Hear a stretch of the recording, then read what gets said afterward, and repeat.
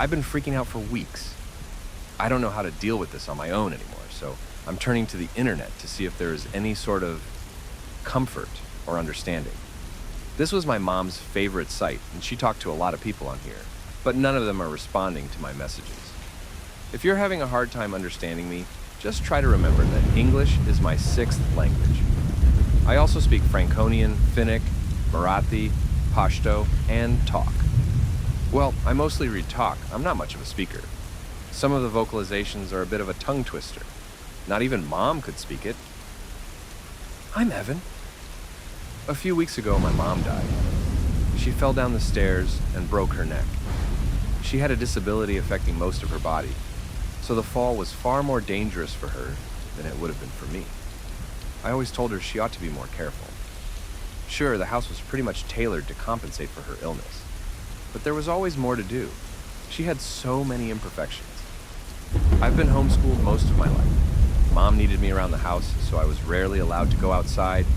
She always said that when I turned into an adult in my own right, I would be allowed to leave and do whatever I want. Until then, I was under her protection and care. I'd go swimming, fishing, hiking, all kinds of stuff in my spare time. Anything that got me out of the house for a while. I learned to read before I could even talk, and I started writing on a typewriter pretty much the same year. Talking, if anything, was way harder than typing. Sometimes I sat with Mom, surfing the web. I was allowed to use the computer, but only under supervision.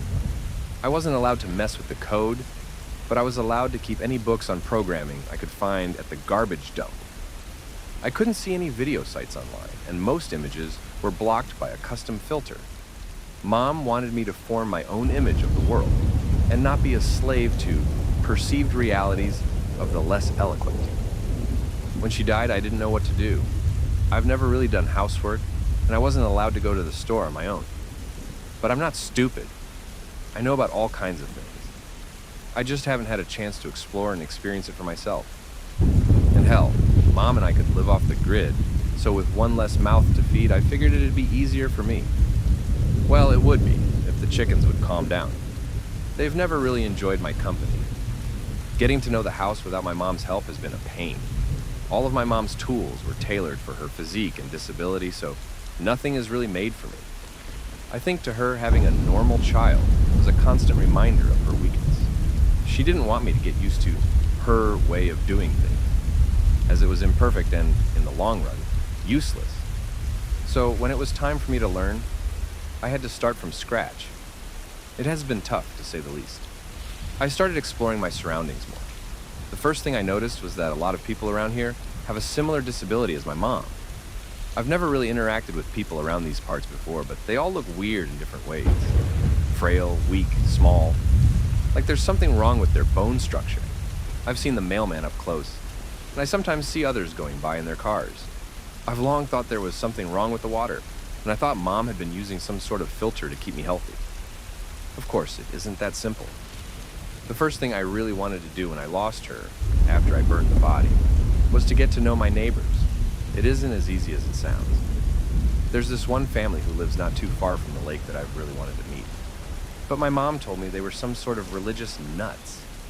She called them stupid, the kind of people who don't keep pet frogs, even though they live by the lake. So stupid. I figured I'd watch them for a while before introducing myself, just to see if they really were as weird as Mom made them out to be. I was so disappointed. Not only did they have the same affliction as the others, but they didn't even try to isolate themselves. Not that they socialized with any normal people, but still. It was terrifying to see their crippled bodies writhe around the house, pretending to be a normal family. Barely a hair on their body, covering themselves in thick layers of cloth. Others had so much hair it impaired them. Their kids were tiny and weak. They used tools and accessories for everything, unable to perform even the simplest task without aid. I just couldn't understand why Mom wanted me to stay away from them. These weren't dangerous people, they were just pathetic. Creatures more than anything. But there was something about them that scared me. I could imagine their stone-like faces scrunched up in anger and fear, hounding me. In enough numbers, they could kill me and everything I loved. I was scared that they'd come and take my chickens away or stomp over my cabbage field. So, after a few days of watching my neighbors, I decided to let them be. They could keep their weird kids and brittle lives. I had to go further. There was an event at the local high school. I tried my best to camouflage myself like one of the sick people, but it was difficult. In the end, I decided I'd watch from the glass roof. It is hard staying hidden in plain sight. I'd rather just stay out of sight entirely. It was horrifying. Screeching and cheering, this mass of imperfect beings. They dressed in vibrant colors and sang without harmony. They gathered in blocks, lines after lines of them, some pale, some dark, all broken. I think they were hurting each other. There was a lot of screaming and loud noises. They couldn't even yell that loud, so they used whistles to communicate simple instructions. I just couldn't force myself to watch. It made me queasy. As I snuck away, a pair of them caught a glimpse at me in the parking lot. They were screaming and pointing, like I'd walked in on some sort of sacred ritual. I just started running. I lost them by climbing a tree, but I was moments away from just wringing their necks and leaving them there. Instead, they get to live, and I couldn't even tell them apart from the others if I tried. They're just a part of the mass now. For the next few nights, I couldn't sleep, no matter how tempting my hammock was. Instead, I focused on orienting myself and finding out what was really going on. I had the internet. Information superhighway. Yeah, it took a lot of effort to get by all the security measures my mom put in, but I'm an excellent learner. Mom always said I was too clever for my own good. I can keep a steady 320 words per minute without breaking a sweat, and I can read most programming languages. I have a great memory. Typing them out is one thing, but understanding them is easy. Most communication boils down to a singular language space anyway. Kind of like how I learned to speak talk.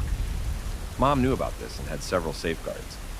But she didn't count on me having all the time in the world so suddenly. It took her months to set this up. But I tore it down in an afternoon. I made my own OS and named it Barb after my mom. Once I got online, I had a panic attack. I thought all my communication was being routed through a filter or something, as all I could see were these sickly creatures. On news sites, in YouTube videos, even on Reddit. All I could see were these creatures. Let me explain. They're not like normal people. They're shorter, frail, and with these weirdly small heads. Their necks are so soft and thin that they can barely even hold their heads up. They're missing limbs, and some of them try to cover their imperfections with cloth and makeup. Some of them look like my mom, and some of them I can barely even tell apart. They're everywhere. I slowly concluded that there are two possibilities. Either my ISP was filtered, or these creatures were everywhere. And no, nothing pointed to my ISP being the culprit. I checked the pings and tried VPNs. I'm starting to think that this is just what people look like. I just don't understand. Mom said she had a disability and that I was the normal one. My usual 8 eyes was the correct number. She told me all my arms were beautiful and that my thorax was a healthy size for a boy my age. Yes, I can fold into myself to camouflage with the sick people, but she told me I should never try to be something I'm not. She even excused herself for being weird and eating boiled chicken eggs instead of having them raw and whole. How else are you getting your calcium? She always boiled, fried, and ruined her food instead of eating it fresh with all nutrients. She refused to even try fresh rabbit when I was learning how to set traps.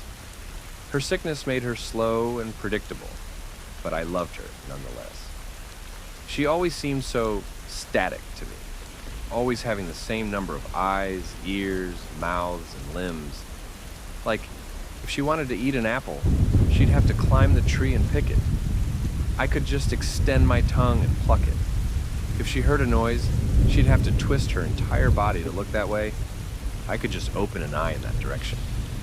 But these people, outside, they might remind me of her, but they scare me. There are so many of them. So many of you? I don't know. I've started watching movies to better understand how to move, how to camouflage, and how to fit in. To speak with just a single tongue, to keep my extra arms folded into my chest. I can look like the sick people from a distance, but it's like trying to live as a tense spring Eventually, it's all going to burst out. I can't hold it forever. It just feels like everything is made and built for someone else. For the short, frail people, not me. I feel out of place. I hate seeing them, thinking that I'm the one who doesn't fit in. It feels like waking up into a nightmare. I don't know where to find others like me or if I'm missing something. Am I really the odd one out? I'm scared what these people might do if they find me, and I'm still not convinced that they are the norm. I've never felt like Mom was hiding anything from me. She was always so open about introducing me to the world once I was an adult. I'm turning 21 this year. I can learn a lot in a short amount of time, but the unbridled internet is just exhausting. I think the event I witnessed was basketball. How have I never heard of this? How have I never heard of Wikipedia? I think I'm going to leave this place. I don't want anyone to come looking for my mom, and I know there are people who do. The people who saw me in the parking lot might come looking for me. They might hurt me. Mom said that's what happened to Dad. I keep coming back to asking myself this one question. What is more likely?